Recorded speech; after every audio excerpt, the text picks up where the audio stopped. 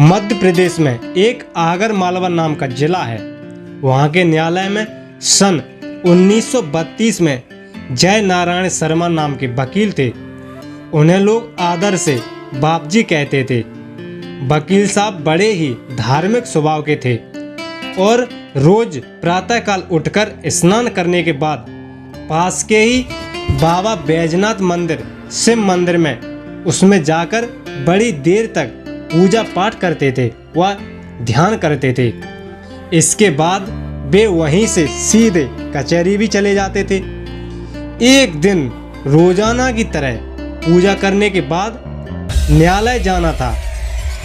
बापजी का मन ध्यान में इतना लीन हो गया कि उन्हें समय का कोई भी ध्यान ही नहीं रहा। जब उनका ध्यान टूटा तब वे यह देखकर सन्न रह गए कि दिन के 2 बज गए थे।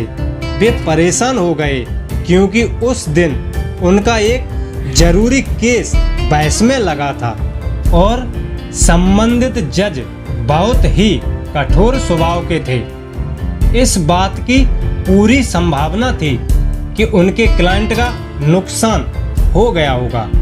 ये बातें सोचते हुए बापजी न्यायालय शाम के 3 बजे पहुंचे। न्यायालय में सभी वकील उनको केस जीतने की बधाई देने लगे। जय नारायण परेशान हो गए ये सब देखकर। सोचने लगे ये क्या बवाल है, जो काम मैंने किया ही नहीं उसकी ये लोग बधाई क्यों दे रहे हैं। लगता है मेरा मजाक बना रहे हैं। कोई बात नहीं।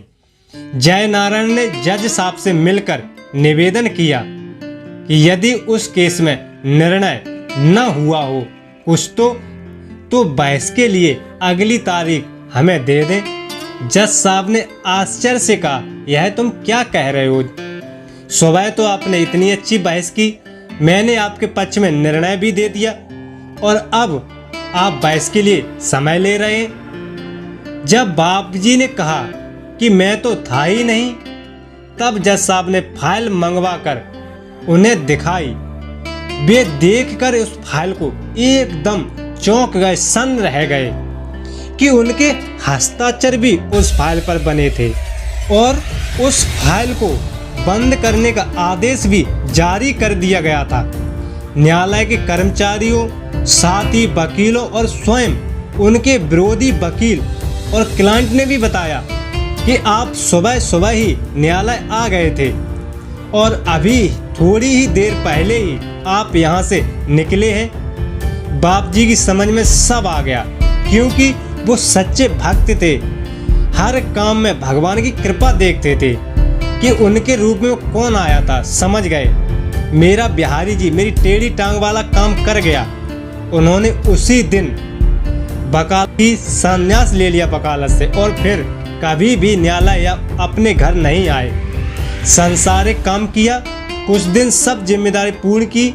इस घटना की चर्चा अभी भी आगर मालवा के निवासियों और विशेष रूप में वकीलों तथा न्यायालय से संबंध रखने वाले लोगों में होती है। न्यायालय परिसर में बापजी की मूर्ति स्थापित की गई है। न्यायालय के उस कक्ष में बापजी का चित्र अभी भी लगा हुआ है, जिसमें कभी भगवान बापजी का भेष धारण कर आए थे।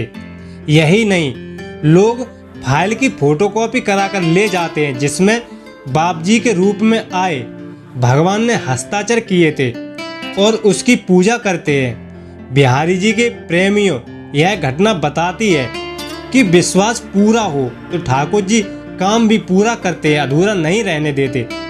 भक्त की जिम्मेदारी को इस चमत्कारिक घटना के बाद वकील साहब ने संसारिक जीवन त्याग दिया और मालवा विभूति सदगुरु नित्यानंद महाराज की शरण ले ली और आगे चलकर उनके परम शिष्य बने और छोटे बापजी के रूप में भक्तों के बीच पहचाने जाने लगे।